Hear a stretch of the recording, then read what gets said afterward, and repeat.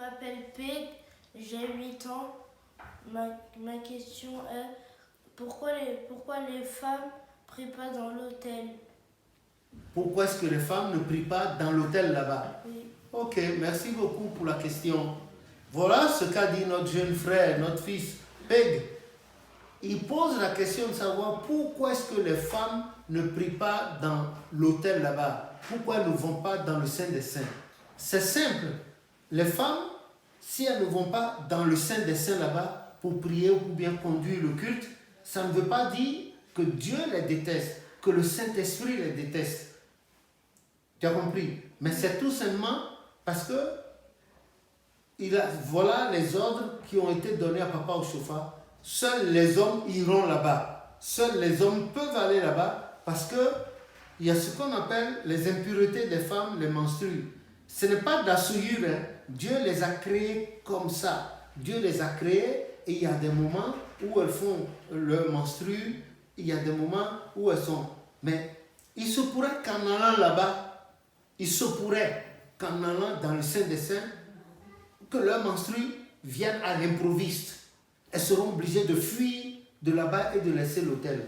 Ce n'est pas bon. Et je crois que c'est surtout à cause de ça que l'Éternel n'a pas demandé à Papa Oshofa de leur permettre d'aller à l'intérieur là-bas pour diriger des cultes. Ça ne veut pas dire qu'elles ne savent pas prier. Elles prient. Et la plus grande prière, là, parmi les prières que nous faisons, la prière de combat, c'est aux femmes que le Saint-Esprit a demandé à Papa Oshofa de les faire prier. Prière de combat. Voilà. Elles ne vont pas là-dedans, mais il faut quand même qu'elles participent à la vie de l'Église. De leur place, elles prient. Elles prient même mieux que nous les hommes. Parce qu'elles pensent aux enfants, elles pensent à papa, elles pensent à tout le monde. Elles ont leur cœur sur les gens, que rien n'arrive aux gens. Voilà. C'est cela. Ok? Voilà pourquoi elles ne vont pas dans le Saint des Saints, dans le grand hôtel prier. Voilà, c'est tout. Pour que les menstrues, les impuretés ne les surprennent pas là-bas. Si une femme est en menstrue et puis elle est tachée, elle est mouillée, elle est mal à l'aise. Elle est beaucoup mal à l'aise. C'est pour ça que, pour éviter que de pareilles choses arrivent, mais cependant, même de leur place, il y a des femmes qui ont l'âge de grand-mère, qui sont ménopausées, c'est-à-dire qui ne font plus de menstrues, et subitement, comme ça, pendant un culte, elles se lèvent pour chanter et puis on constate qu'elles sont tachées de sang. Leurs soutanes sont tachées de sang. C'est pas beau à voir. Elles sont mal à l'aise, elles sont gênées, elles sont agacées, elles sont ennuyées.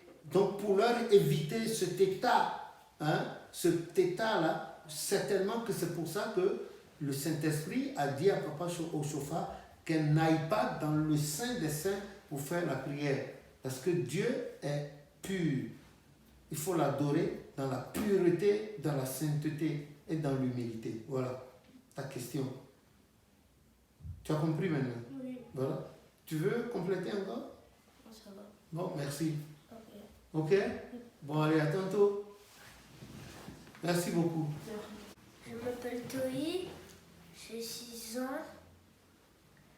Pourquoi on porte des camailles? Ok, merci, jeune ami, jeune frère, jeune fils.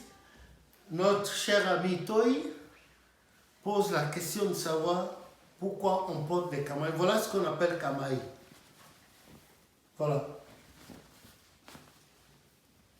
Voilà ce que nous appelons camaille ou pèlerine de la chorale.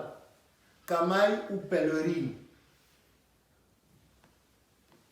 Dans notre église du christianisme céleste, c'est cette tenue-là qui marque ceux qui chantent, ceux qui font fonction de chanter, que nous appelons enfants de chœur ou bien choristes. Hein, les éléments de la chorale ou du chœur, c'est ça, le camail ou la pèlerine. Camail, voilà.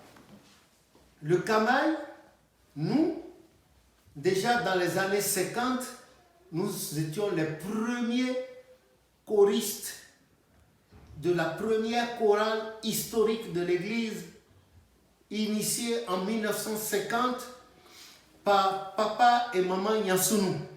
Papa Yansounou était le numéro 2 historique de l'Église. Donc c'est lui qui a initié la première chorale de l'église du christianisme céleste en 1950. La deuxième a été initiée en 1959.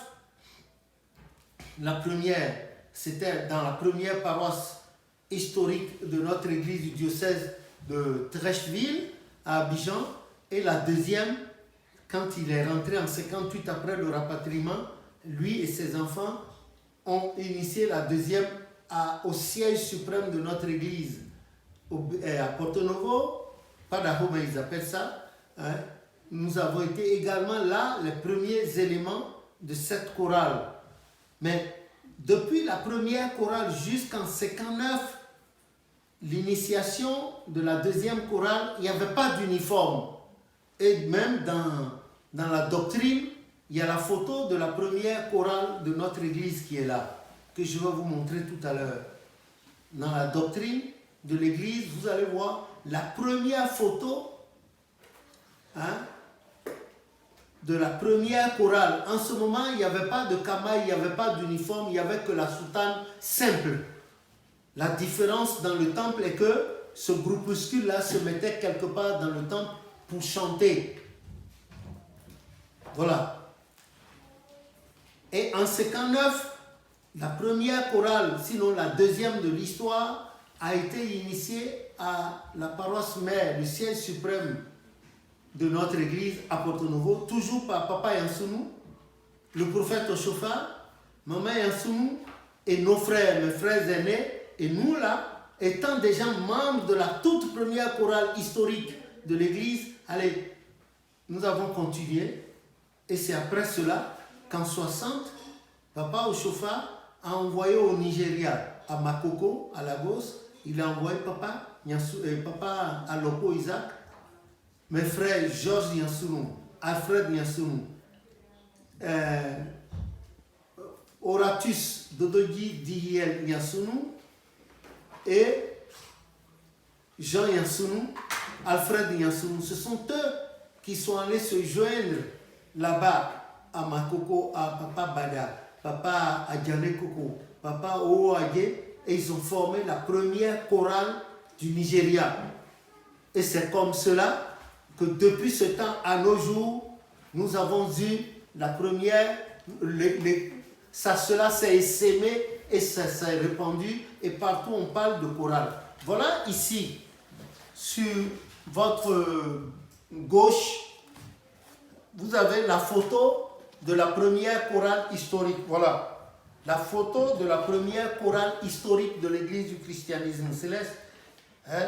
Je n'ai pas pu avoir la photo en soutane de tous ces gens-là. Vous voyez, de 1950 à aujourd'hui, nous sommes banalement à 71 ans. Hein? Banalement à 71 ans. Je n'ai pas pu avoir leur photo à eux en soutane à l'époque. Sauf quelques-uns, papa, maman, mon grand frère Alfred, qui est mort au Burkina Faso en 70.